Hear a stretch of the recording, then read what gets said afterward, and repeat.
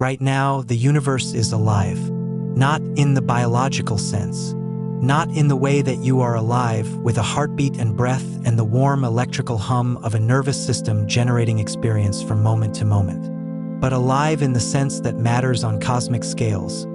Full of energy, full of structure, full of processes that take simple matter and organize it into complex things. Stars burning, galaxies assembling, planets forming from the debris of stellar explosions. Chemistry happening on the surfaces of those planets in conditions that allow molecules of extraordinary complexity to arrange themselves into things that eventually, improbably, look up and wonder what they are. The universe, right now, is in the middle of its most productive era. The era of stars. The era of complexity. The era in which the raw energy of the Big Bang, distributed across expanding space, is being harvested by the nuclear furnaces inside stars and used to build everything that exists. This era will not last forever. Nothing lasts forever. Not stars. Not galaxies. Not the black holes that form when stars die. Not the fundamental particles that make up matter itself. Not even the empty space that remains when everything else is gone. The universe has a lifespan, and physicists have calculated it. Not approximately, not vaguely, with the kind of mathematical precision that allows them to describe what will happen to the last black hole in the universe in a time frame measured in numbers so large that writing them out in full would take more paper than exists in the observable universe.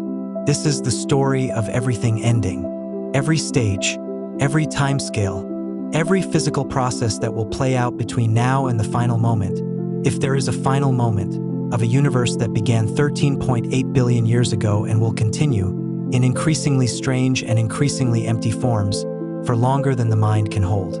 It is also, in some ways, the most beautiful story in all of science. Because understanding how something ends is one way of understanding what it is. And what the universe is, seen through the lens of its eventual death, turns out to be something stranger and more astonishing than its current apparent vitality suggests. Settle in. This will take a while.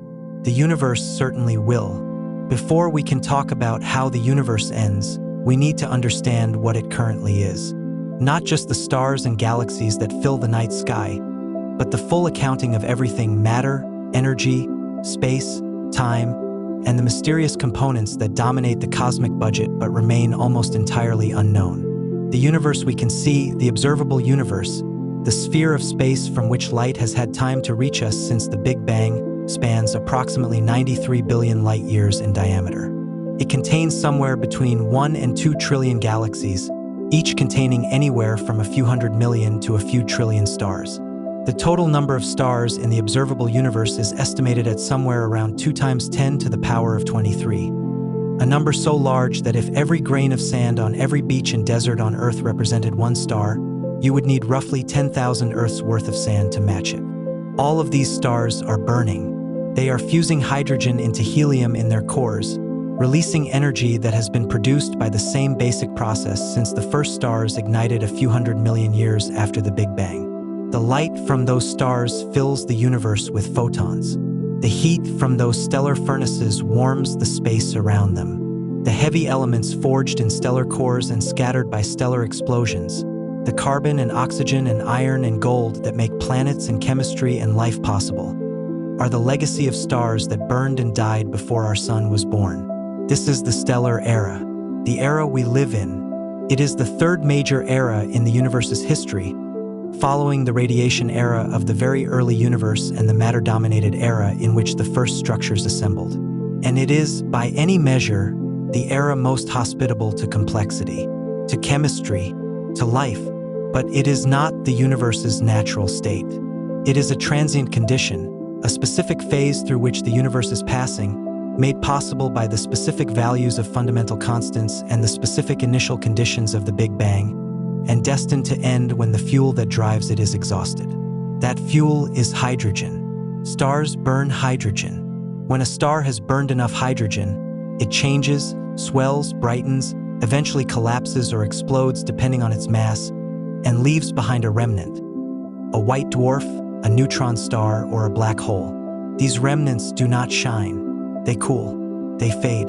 Over vast timescales, they go dark. The universe has a finite supply of hydrogen. When it is gone, when the last star has burned through its fuel and collapsed into silence, the stellar era ends. That ending will not happen suddenly. It will take longer than you can imagine, but it is coming, and what comes after is stranger than anything the current universe contains. Let's start with our own star, because the Sun is the closest example of the process that will eventually claim every star in the universe, and understanding what happens to it is the foundation for understanding everything that follows. The Sun is approximately 4.6 billion years old. It formed from a collapsing cloud of gas and dust, the remnants of earlier stars that lived and died before the solar system existed, and has been burning hydrogen in its core ever since. In its core, the temperature reaches approximately 15 million degrees Celsius, and at that temperature, hydrogen nuclei can overcome their electromagnetic repulsion and fuse together, releasing energy as they form helium. The Sun has been doing this for 4.6 billion years. It will continue doing it for approximately another 5 billion years. In total, the Sun's main sequence lifetime, the period during which it burns hydrogen in the way it currently does, is roughly 10 billion years. By cosmic standards, this is not a long time. By any other standard, it is incomprehensible. 5 billion years from now is 5 billion years from now. Human civilization is approximately 10,000 years old. Written history is perhaps 6,000 years old. Modern science is 500 years old. The distance between now and the Sun's death in 5 billion years makes the entire history of human civilization look like a single heartbeat. But the process is coming. As the Sun burns hydrogen, it converts it to helium in its core. Over time, the helium accumulates, the core grows denser, and the hydrogen-burning shell around the core produces increasing amounts of energy. The Sun is gradually brightening. It is approximately 30% brighter now than it was when the solar system formed, and it will continue brightening as the helium accumulates. In approximately 1 billion years, a billion, not 5 billion, the Sun will be bright enough and hot enough that the oceans on Earth will begin to evaporate. The increased luminosity will drive a runaway greenhouse effect. Earth's surface will become too hot for liquid water. Life, if it still exists here in a billion years, will face conditions it cannot survive unless it has found ways to adapt that we cannot currently imagine. This is not the Sun's death. It is the Sun's midlife intensification. The actual dramatic changes are still 4 billion years away. At approximately 5 billion years from now, the hydrogen in the Sun's core will be largely exhausted. The core, no longer generating energy through fusion, will begin to contract under gravity. As it contracts, it heats. The heat ignites hydrogen fusion in a shell surrounding the core, and this shell burning produces more energy than the core fusion that preceded it. The Sun swells. It swells enormously. Over the course of several hundred million years, the Sun will expand from its current diameter of approximately 1.4 million kilometers to something between 100 and 200 times that size. It will become a red giant, a star so enormous that its outer atmosphere may extend to or beyond the current orbit of Earth. Its surface temperature will drop as its surface area increases, giving it the reddish color that characterizes giant stars. The Earth, at this point, is in serious trouble. If it has not already been destroyed by the expanding solar atmosphere, its surface will be at temperatures that would vaporize rock. The oceans will have long since boiled away. The atmosphere will be stripped by the intensity of the solar wind. Whatever is left of Earth will be a scorched, airless rock either engulfed by the expanding Sun or orbiting in conditions that no chemistry we understand could survive. The Sun's red giant phase will last approximately a billion years. During this time, it will also lose mass, lots of it. The stellar wind, already intense, will accelerate as the outer layers of the expanded star are only weakly held by gravity. The Sun will shed roughly half its current mass into the surrounding space. Then, in its final stages, something dramatic will happen. The core, which has been accumulating helium, will reach temperatures at which helium itself can fuse into heavier elements, carbon and oxygen. This process, called helium flash for the abruptness of its ignition, will briefly make the Sun one of the most luminous objects in this region of the galaxy. But helium fusion is less efficient than hydrogen fusion, and the helium supply runs out faster. After approximately 100 million years of helium burning, the Sun's core, now composed largely of carbon and oxygen, will not be hot enough or massive enough to ignite further fusion. The core will contract into a dense, hot object roughly the size of the Earth. The outer layers of the Sun, the vast red giant atmosphere that extended to the orbit of Earth, will be expelled into space in a series of pulses. This expanding shell of gas and dust, illuminated by the still hot remnant core, will form one of the most beautiful objects in astronomy, a planetary nebula, a glowing ring or bubble of expelled stellar material surrounding the stellar remnant. Our solar system's planetary nebula will glow for perhaps 20 to 30,000 years before fading. It will be visible, if anyone remains to see it, as a beautiful structure in the constellation of whatever shape the sky takes by then. What remains at the center is a white dwarf. A white dwarf is not a star in the normal sense. It is not generating energy through fusion. It is simply the hot, dense remnant of a stellar core, radiating away the heat it accumulated during the star's lifetime. It will be roughly the size of the Earth but containing roughly half the mass of the current Sun, making it extraordinarily dense. A teaspoon of white dwarf material would weigh several tons. The white dwarf will cool, very, very slowly. Over hundreds of billions of years, it will radiate its heat into the surrounding space, growing dimmer and cooler. Eventually, far in the future, in a time frame we will come to shortly, it will cool to the point where it emits no significant light at all. It will become a black dwarf. But we are getting ahead of ourselves. The Sun's story is just one story. Let's zoom out. The Sun is a fairly average star. Not the smallest and not the largest. Not the hottest and not the coolest. Not the most massive and not the least. It sits comfortably in the middle of the distribution of stellar properties, and its fate, main sequence burning, red giant expansion, planetary nebula, white dwarf, is the fate of the majority of stars in the universe. But not all stars are like the Sun. Stars come in an enormous range of masses, and mass determines almost everything about a star's life and death. The mass determines how hot the core burns, how quickly the fuel is consumed, what fusion reactions become possible, and what remains when the fuel is gone. At the low mass end are red dwarf stars, the most common type of star in the universe, constituting approximately 70 to 80% of all stars. Red dwarfs are small, cool, and dim. They burn hydrogen so slowly and so efficiently that their lifetimes are not measured in billions of years, but in trillions. A red dwarf with a mass of 10% of the Sun's mass will burn for approximately 10 trillion years, roughly 1,000 times the current age of the universe. At the current moment in cosmic history, red dwarfs are just getting started.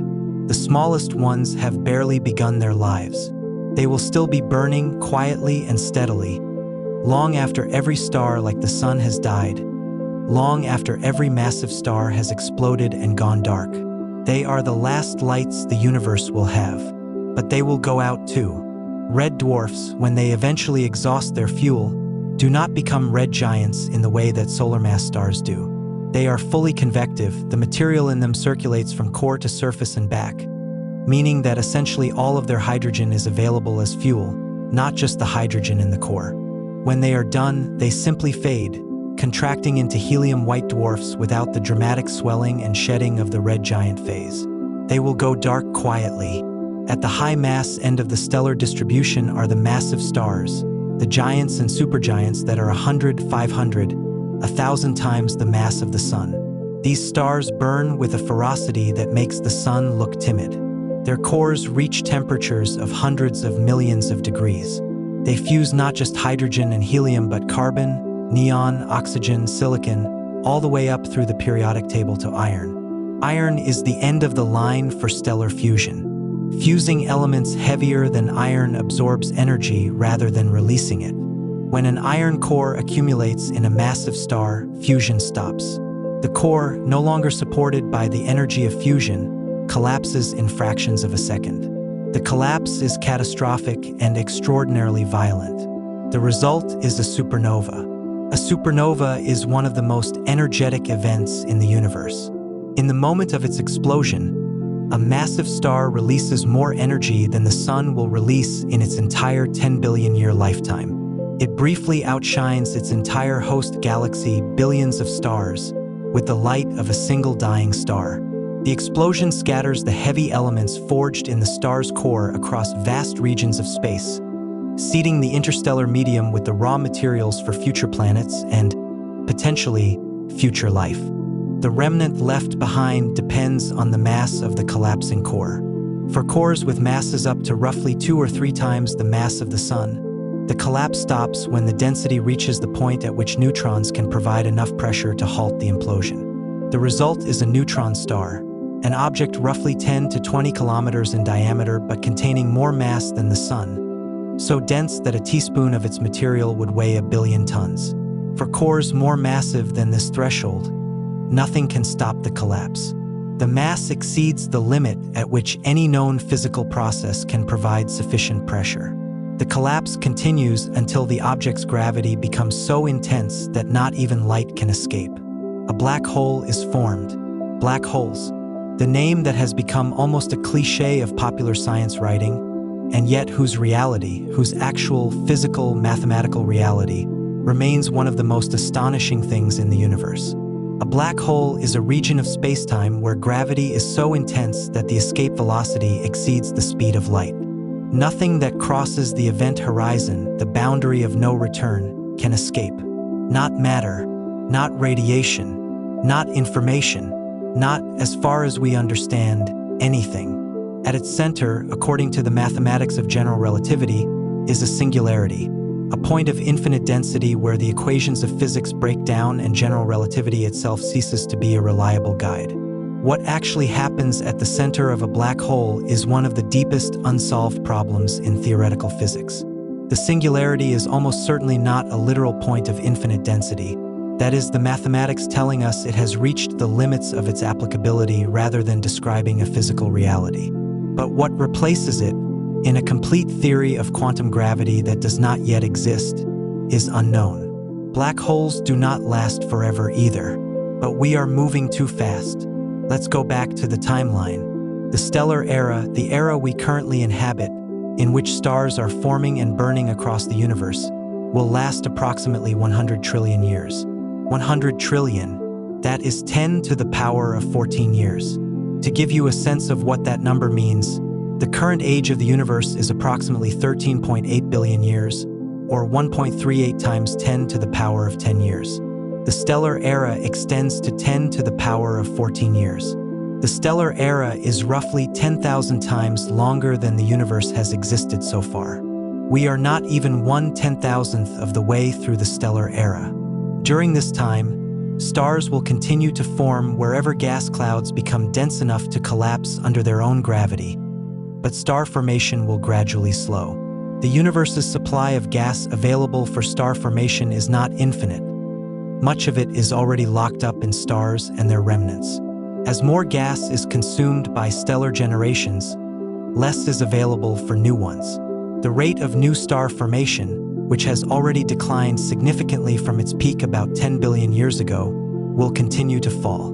The last new stars to form will be red dwarfs, small, efficient, burning so slowly that they will outlast everything else. They will form from the last wisps of gas available, long after the more massive, faster-burning stars have completed their cycles and gone dark. The galaxy, during this long fade, will change in character. The bright blue-white stars that currently dominate the visual landscape will be the first to go. Their lifetimes are measured in millions, not billions, of years. Already, the most massive stars visible today will be gone within the cosmic blink of a few million years. As they fade, the galaxy's light will shift from the blue-dominated spectrum of young stellar populations to the redder, dimmer light of older stars. Then the sun-like stars will go through their red giant phases and die. The galaxy will become dominated by the dim glow of red dwarfs and the cooling light of white dwarfs. Eventually, even the red dwarfs will finish their fuel. The last one will burn for perhaps 10 trillion years before quietly fading. And then, After 100 trillion years, the stellar era ends.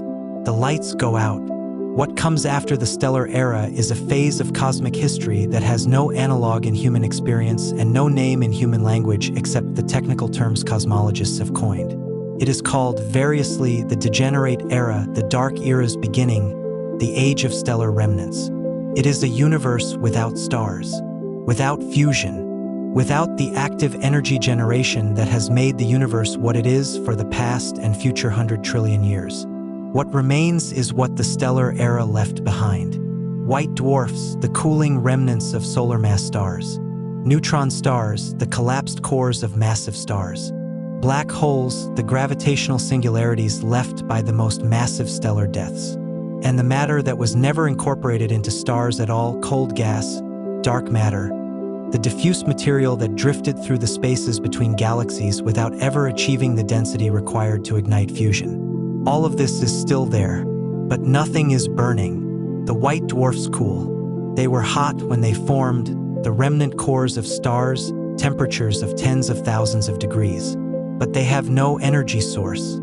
They simply radiate away the heat they accumulated during their stellar lifetimes.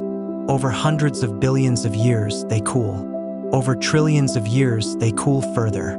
Eventually, they reach the temperature of the cosmic background, the diffuse radiation left over from the Big Bang, which is itself cooling as the universe expands. When a white dwarf cools to the temperature of the background radiation, it can cool no further. It has reached equilibrium with its environment. It emits no significant light. It is dark. This object, a cold, dark, crystallized remnant of a star, is called a black dwarf, and it does not yet exist anywhere in the universe. The universe is not old enough to have produced any black dwarfs. The fastest cooling white dwarfs, the lightest ones which radiate heat most efficiently, have been cooling for at most 10 billion years and are still far above the temperature at which they would qualify as black dwarfs. Theoretical calculations suggest that the cooling timescale for a white dwarf to become a true black dwarf is somewhere in the range of 10 to the power of 15 years, a quadrillion years.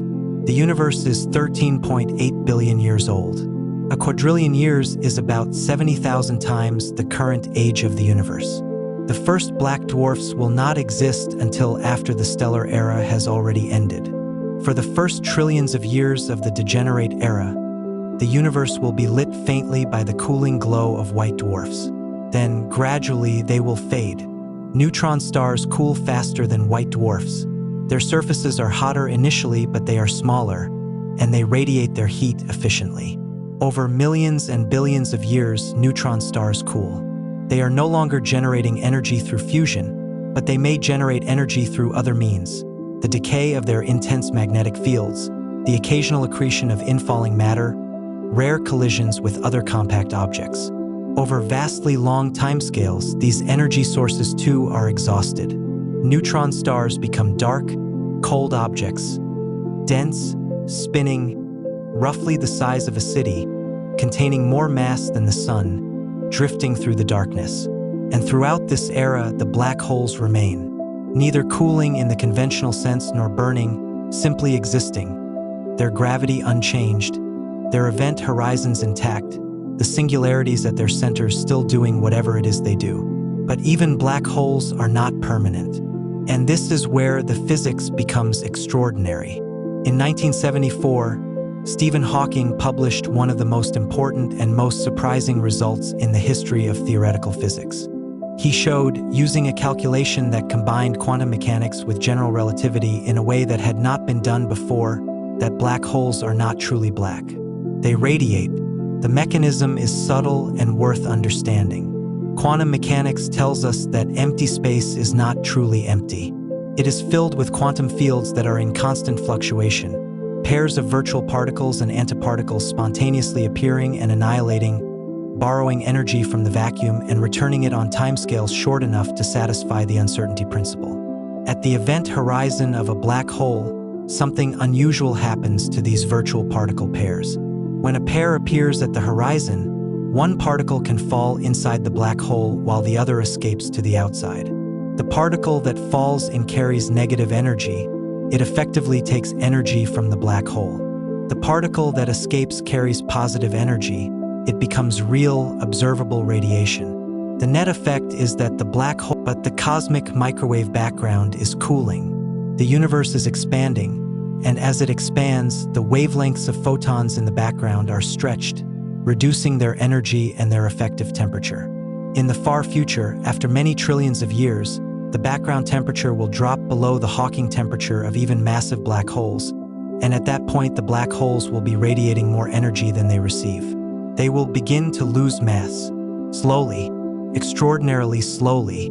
The timescale for a solar mass black hole to evaporate completely through Hawking radiation is approximately 10 to the power of 67 years. For a supermassive black hole, one of the billions of solar masses behemoths that lurk at the centers of galaxies, the timescale is approximately 10 to the power of 100 years. 10 to the power of 100. This number does not have an intuitive human referent. The number of atoms in the observable universe is approximately 10 to the power of 80.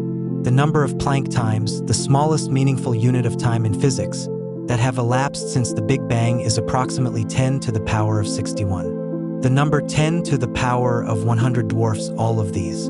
And yet, given enough time, and the universe has enough time because the universe has all the time there is, even the most massive black hole in the observable universe will evaporate. Every last one.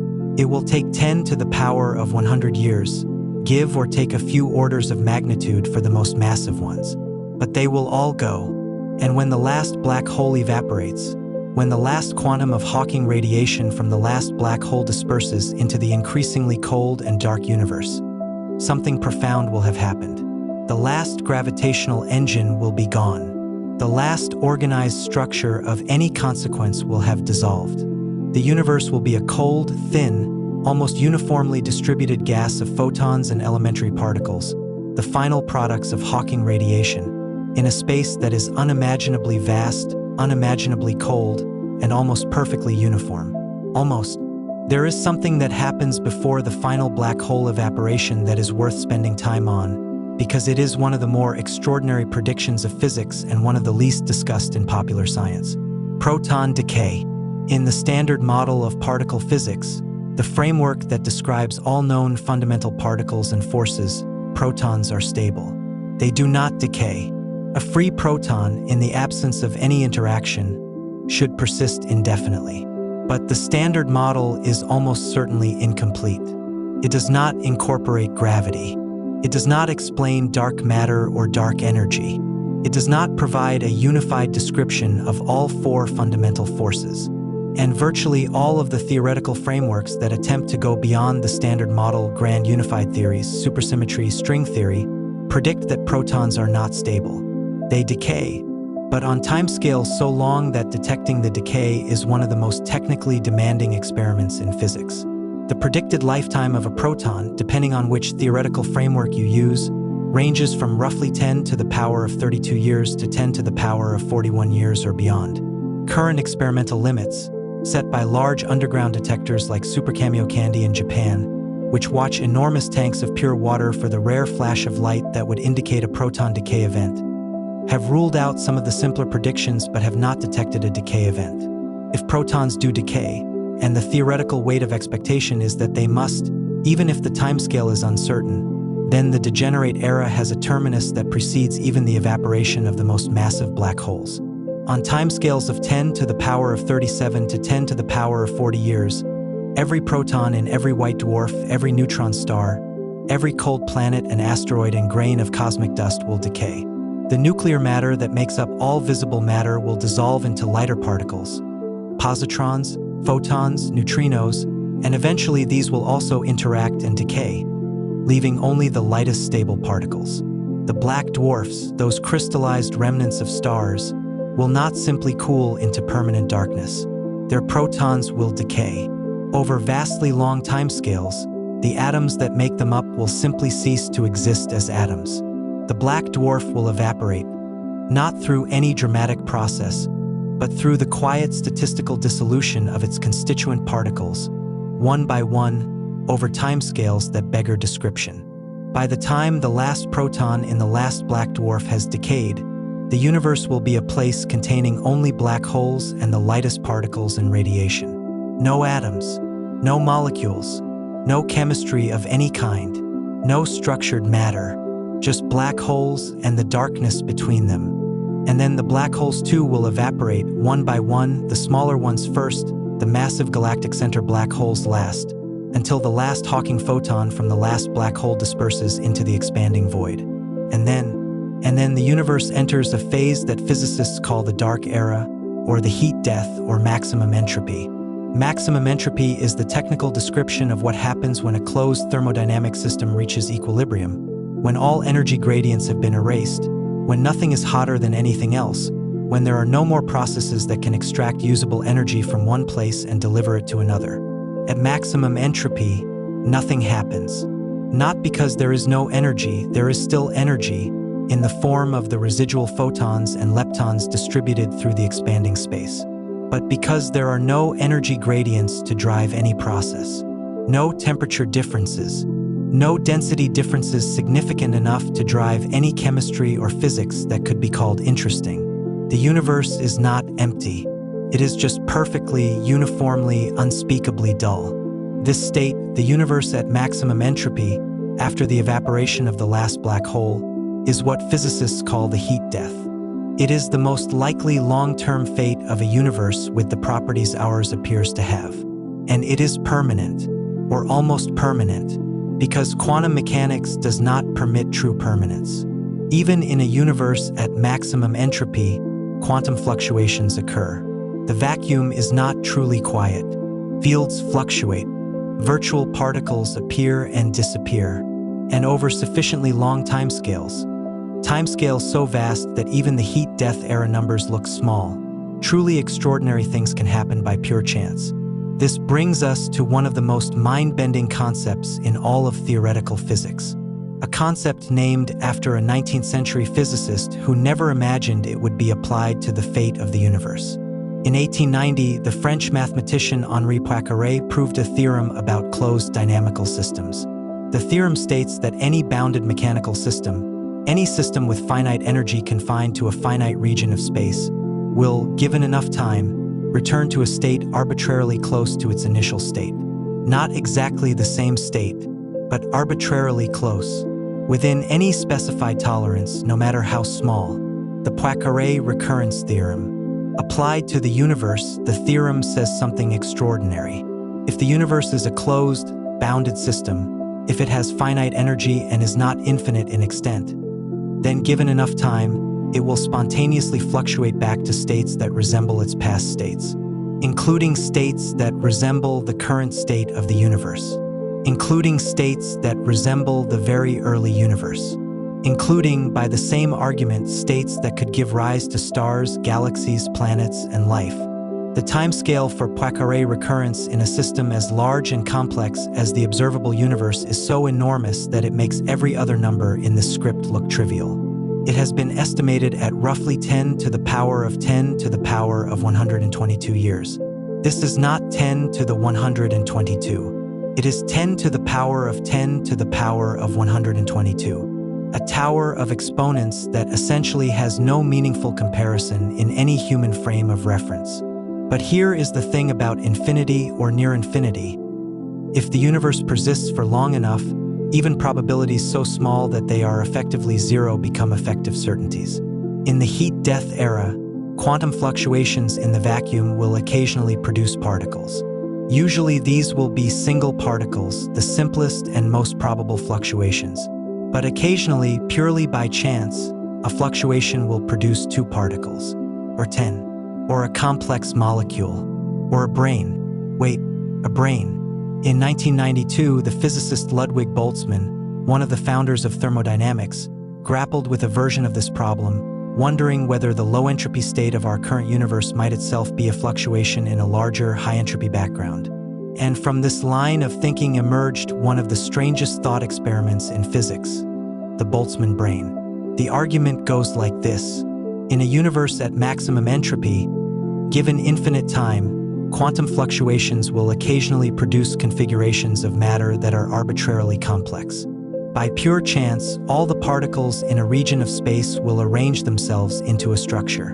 And given infinite time and infinite chances, those structures will occasionally, rarely but inevitably include structures as complex as a human brain, complete with false memories and the apparent experience of existing in a complex, ordered universe. These spontaneously fluctuating brains, Boltzmann brains, would be vastly more common in the heat-death era than actual brains that arose through billions of years of stellar and biological evolution. If the universe persists in the heat-death state for long enough, the total number of Boltzmann brains would exceed the total number of naturally evolved brains by incomprehensible factors. This creates a genuine philosophical and physical puzzle. If Boltzmann brains are more common than naturally evolved brains, then any given moment of consciousness is far more likely to be the momentary experience of a Boltzmann brain than the sustained experience of a naturally evolved being. But you are reading this and experiencing a coherent, extended, apparently real sequence of events. Should you conclude that you are probably a Boltzmann brain with false memories of a coherent universe?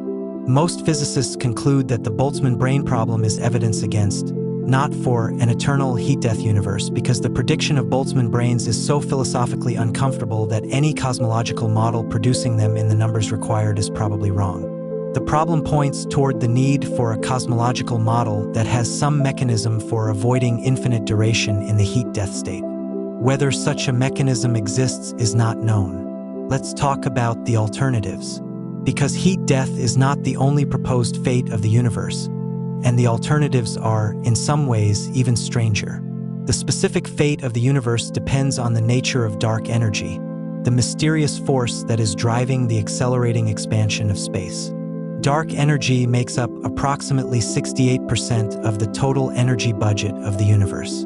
It is the dominant component of everything that exists, and its nature is almost entirely unknown. In the simplest model, the one that best fits current observations, dark energy is a property of space itself, a constant energy density associated with the vacuum. As the universe expands and the volume of space increases, the total amount of dark energy increases proportionally, maintaining a constant density. This model is called the cosmological constant, or lambda, and it predicts a universe that expands forever, accelerating gradually, but never quite tearing itself apart. In this model, the fate of the universe is heat-death as described. Gradual cooling, gradual darkening, eventual maximum entropy. But there are other models. If dark energy is not constant, if it weakens over time, then the acceleration of the universe's expansion will slow. In extreme cases, if dark energy weakens enough, the expansion could stop and reverse. The universe would begin to contract. Galaxies would approach each other. The cosmic microwave background would blue shift and heat. Eventually, everything in the universe would collapse back into a single point, a big crunch, the reverse of the Big Bang. This scenario is currently disfavored by the data. The most precise measurements of dark energy's behavior over cosmic time suggest it has been roughly constant, not weakening. But the measurements are not precise enough to rule out slow evolution. If dark energy strengthens over time, if it becomes more intense as the universe ages, then the consequences are even more dramatic than heat death. An increasing dark energy density would drive the expansion of the universe to accelerate more and more rapidly, until the expansion overwhelms not just the gravity holding galaxy clusters together, but the gravity holding individual galaxies together, then the forces holding star systems together, then the forces holding planets together, then the electromagnetic forces holding molecules and atoms together, then the nuclear forces holding atomic nuclei together. In this scenario, called the Big Rip, every structure in the universe is eventually torn apart by the accelerating expansion of space itself. The universe does not fade into cold equilibrium. It explodes, everything in it ripped to fundamental particles, and then those particles too are pulled apart by the ever-strengthening force of expansion. The Big Rip would end all structure and all possible experience on a timescale that depends on the precise behavior of dark energy. Some models predict it in as little as 20 billion years. Others push it much further into the future. Current data does not confirm the Big Rip scenario, but does not rule it out. There is also a scenario so strange that it was initially dismissed as a mathematical curiosity and has since become a serious topic of cosmological research. It is called the Big Bounce. In the Big Bounce scenario, the universe does not simply end at the Big Crunch, if a crunch occurs, or fade into heat death. Instead, some quantum gravity process prevents the collapse from reaching a true singularity, and the collapsing universe bounces, the contraction reverses and becomes an expansion. The Big Bounce becomes a new Big Bang. In this scenario, our universe is one in a potentially infinite series of cosmic cycles. Each cycle begins with a Big Bang, expands through a stellar era, contracts or fades, bounces, and begins again.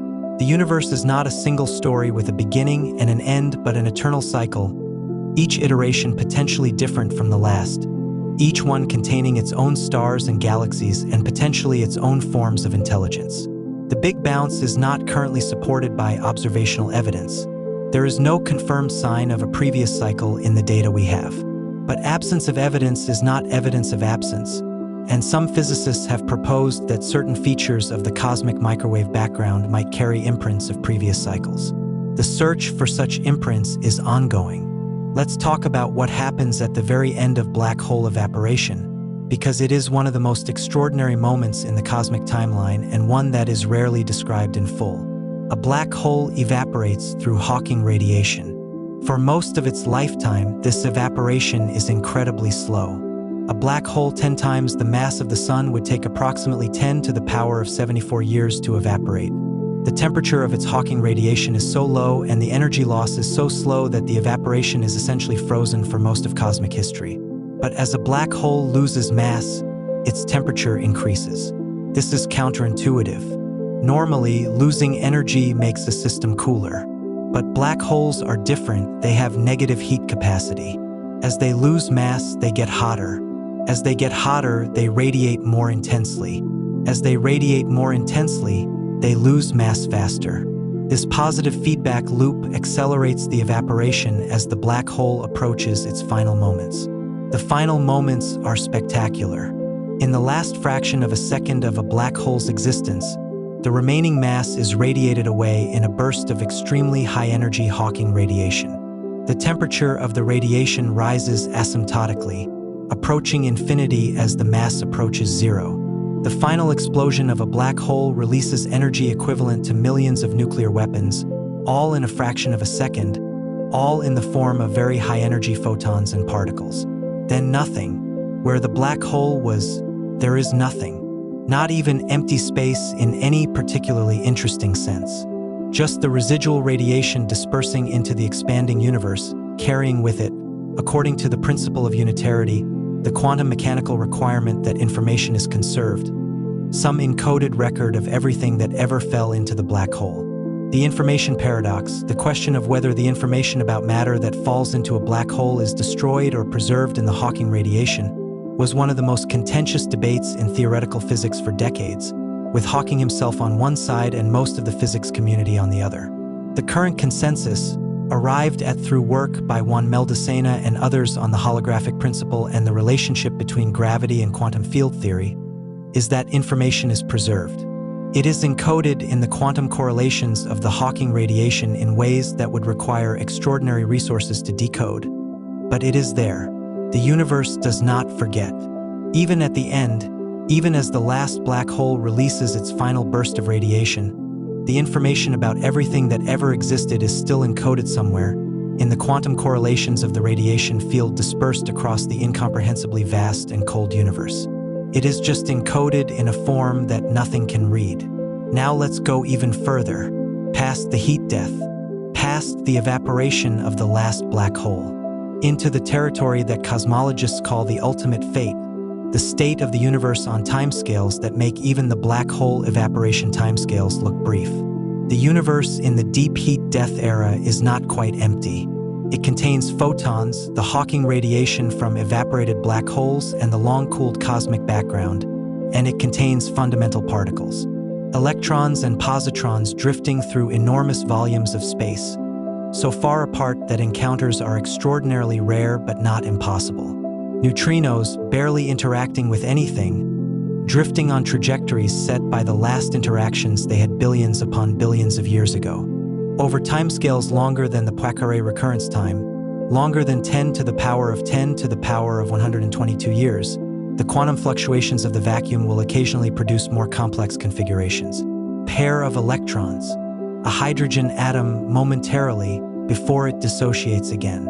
A molecule briefly, and on timescales so vast they have no meaningful expression in ordinary mathematics, by pure quantum chance, larger structures. This is the domain of the Boltzmann brane argument as discussed. But there is another possibility that some physicists find more interesting. In the heat-death universe, the false vacuum, the current vacuum state of our universe, the lowest energy state of all the quantum fields, may not be the true vacuum. It may be a metastable state, a local minimum in the energy landscape of possible vacuum configurations, with a true vacuum of lower energy still accessible through quantum tunneling. If this is the case, if our vacuum is a false vacuum, then at some point, somewhere in the universe, a quantum fluctuation will nucleate a bubble of true vacuum. Inside that bubble, the fundamental constants of physics will be different. The bubble will expand at the speed of light, converting the false vacuum to true vacuum as it grows. This process, called vacuum decay or vacuum metastability, would be genuinely catastrophic. The bubble of true vacuum, expanding at the speed of light, would be invisible from the outside until it arrived. You would have no warning, no time to react. The physics inside the bubble would be different from the physics outside. Everything inside the bubble, every particle, every atom, every structure, would be converted to whatever the true vacuum physics supports, which may support nothing at all resembling the structures we know. Current measurements of the Higgs boson mass and the top quark mass suggest that our vacuum is metastable. Not absolutely stable, but stable enough to persist for timescales far longer than the current age of the universe. The rate of vacuum decay, if it occurs, is estimated to be so low that we are almost certainly safe for timescales that make even the heat-death era look brief.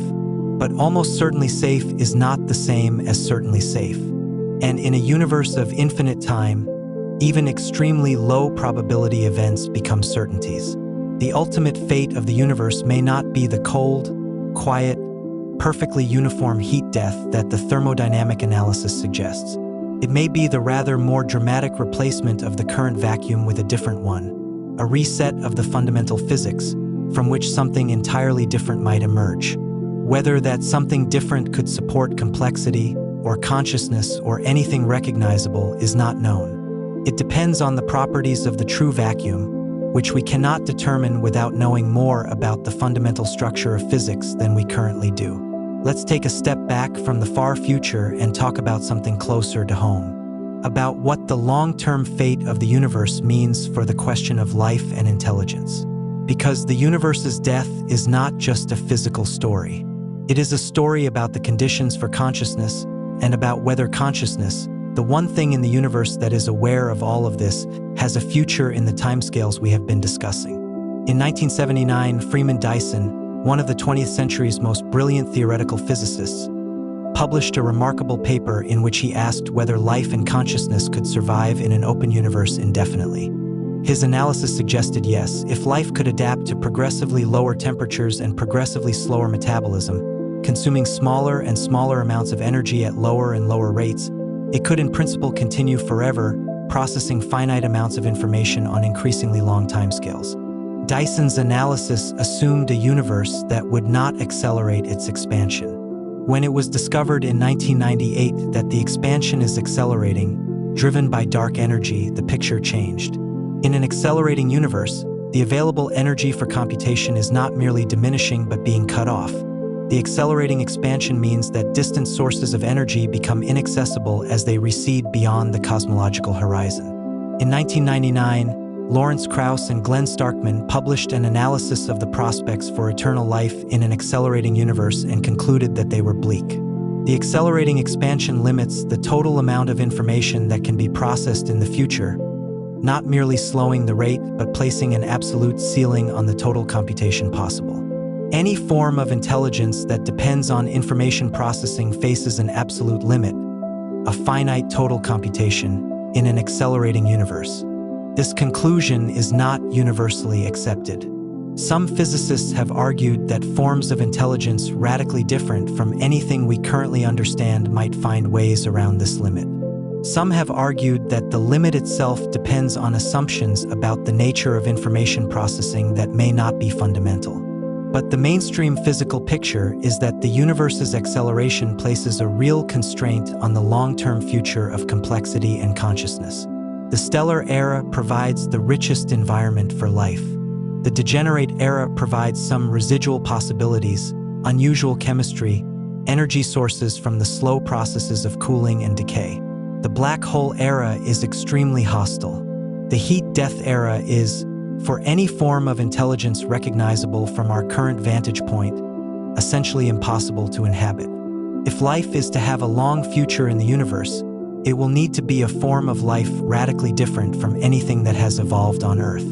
It will need to have found ways to harvest energy from sources that persist through the degenerate era. It will need to have achieved a mastery of physics that we can barely sketch the outlines of.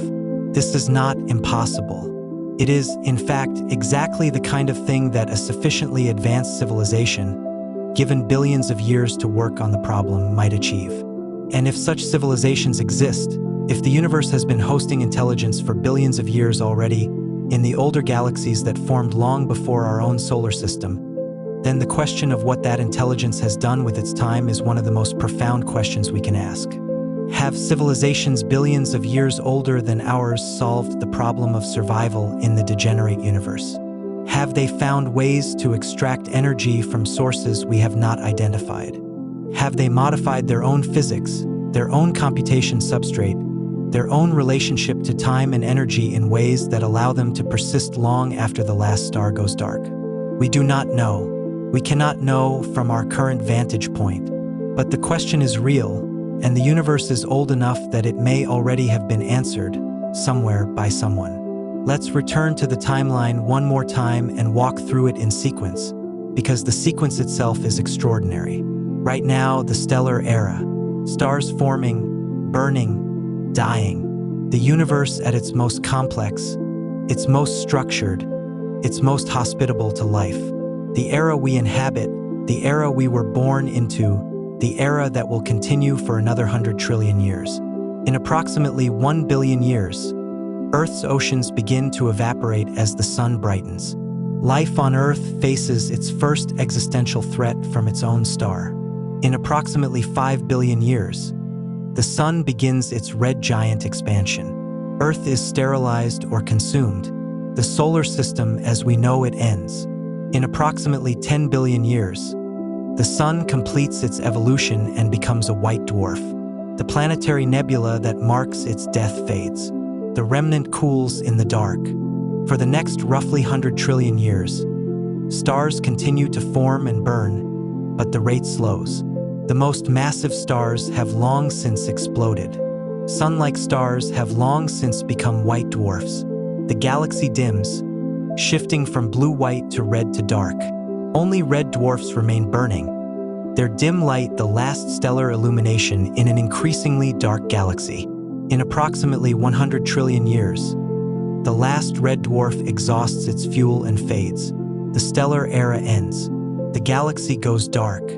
For the next roughly 10 to the power of 37 years, proton decay, if it occurs, dismantles all nuclear matter.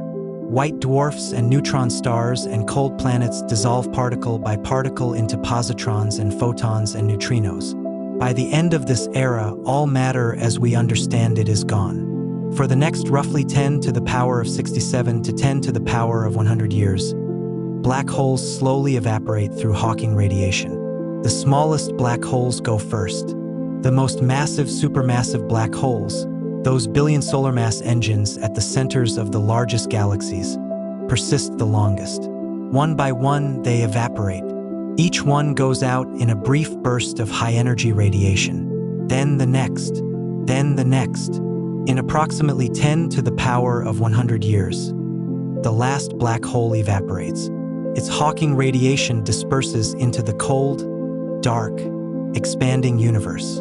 The last organized gravitational structure is gone. Beyond 10 to the power of 100 years, the heat-death era. A cold, dark, almost uniform universe of dispersed photons and lightest particles. Quantum fluctuations continue but produce nothing significant on any human timescale. The universe exists but does nothing. Maximum entropy. Beyond 10 to the power of 10 to the power of 122 years. Poincare recurrence. Quantum fluctuations begin to spontaneously produce configurations resembling earlier states of the universe. Rarely but inevitably, by pure chance, in an almost inconceivable amount of time, something that resembles a star forms from a quantum fluctuation, then disperses, then forms again.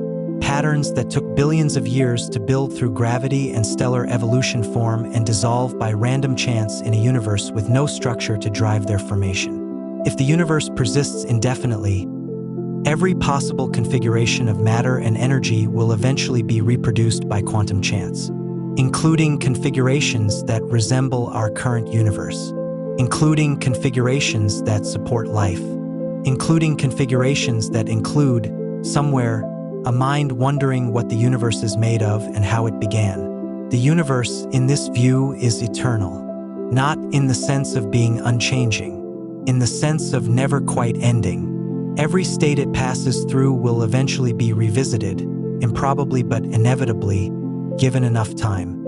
And there is enough time. In an eternal universe, there is infinite time. There is something worth sitting with before we approach the end of the script. You live at a specific moment in the history of the universe. Not a random moment, there is no random in this context, but a specific one with specific properties that will not be repeated in this form for timescales beyond meaningful comprehension. The universe is currently in the stellar era, the most complex, most structured, most energy-rich era it will ever experience. The era in which stars exist and burn and build the elements that make chemistry possible. The era in which planets can form and cool and develop the conditions for liquid water and organic chemistry and biological evolution. The era in which consciousness can arise and sustain itself for a human lifetime without any extraordinary effort. This era is not permanent. It will last another 100 trillion years, which is an incomprehensibly long time, but it will end. And when it ends, the conditions that make life as we know it possible will end with it. You are living in the brief cosmological moment when consciousness is not just possible but easy. When the energy to sustain complex life is available in such abundance that your body harvests it without thinking, through food produced by plants powered by a star that will burn reliably for another 5 billion years. When the temperature of the universe, modulated by your planet's atmosphere, supports the chemistry you are made of without any engineering or effort.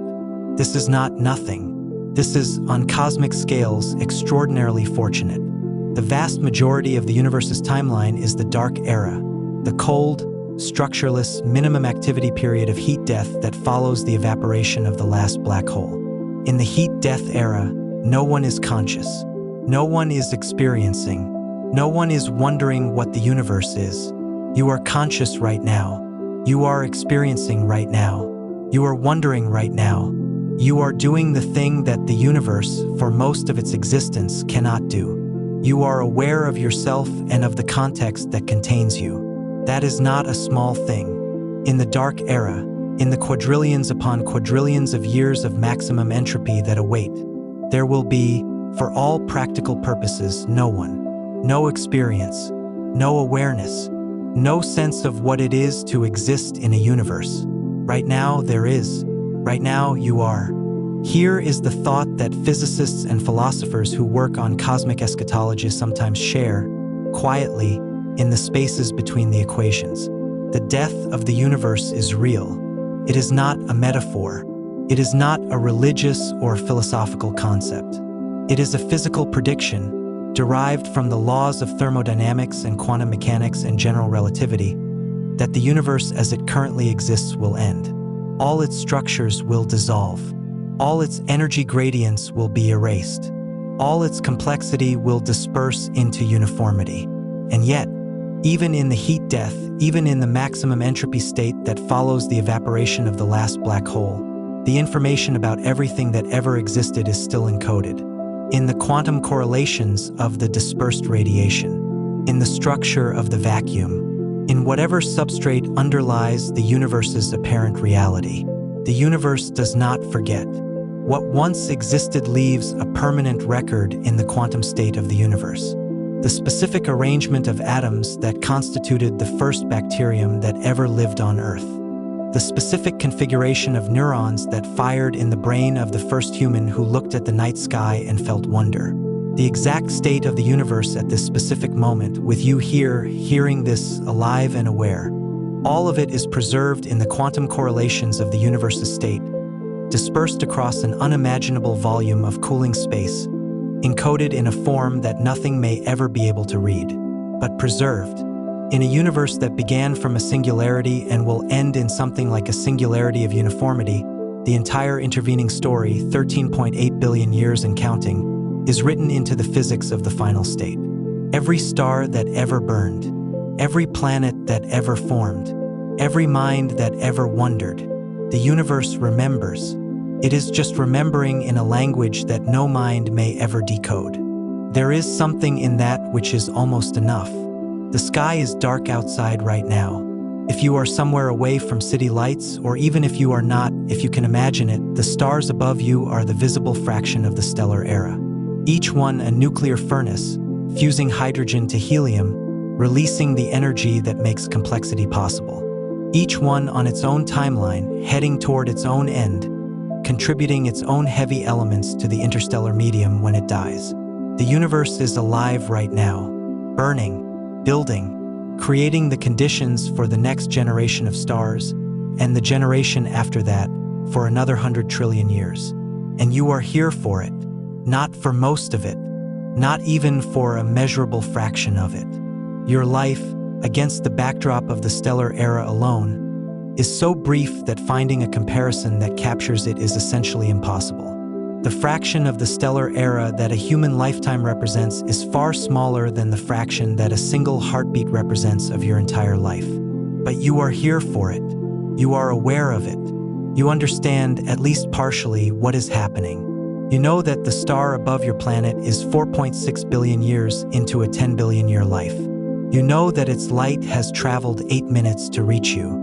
You know that the elements in your body were forged in stars that died before your solar system was born. You know that the universe began small and hot and dense and has been expanding and cooling ever since and will continue doing so until the last structures fade. You know the story. Most of the universe, most of the matter and energy and space that exists, does not know the story. It is matter. It is energy.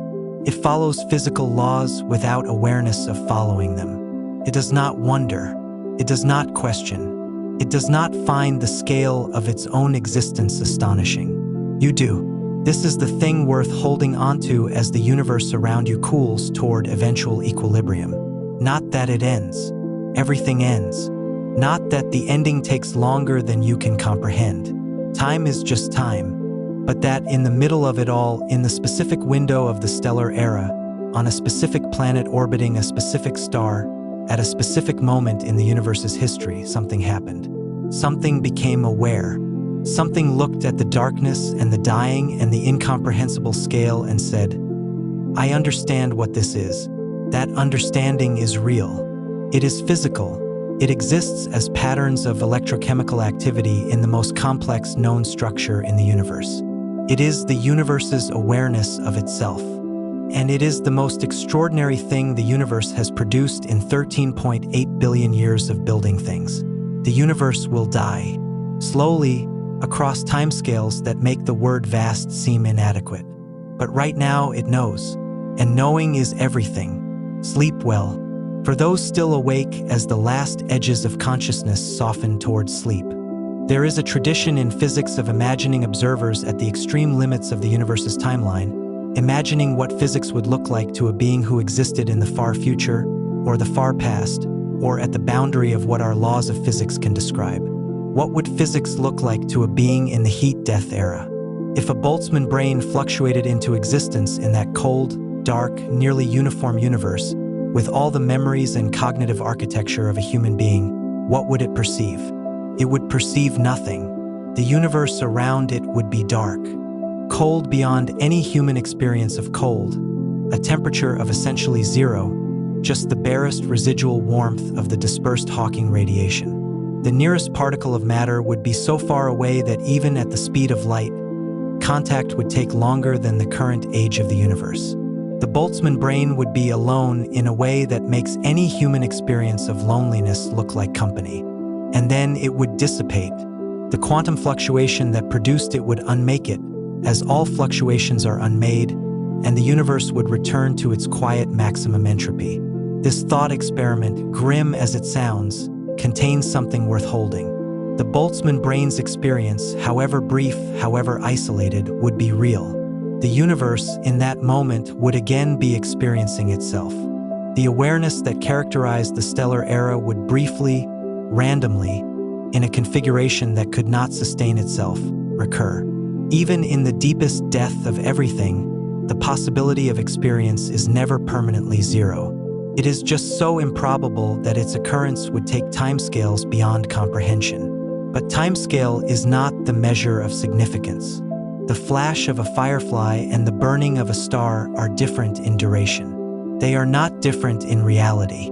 Your awareness right now, your specific, individual, unrepeatable awareness of existing in this specific universe at this specific moment, is real in exactly the same way that a Boltzmann brain's awareness would be real. The duration is different.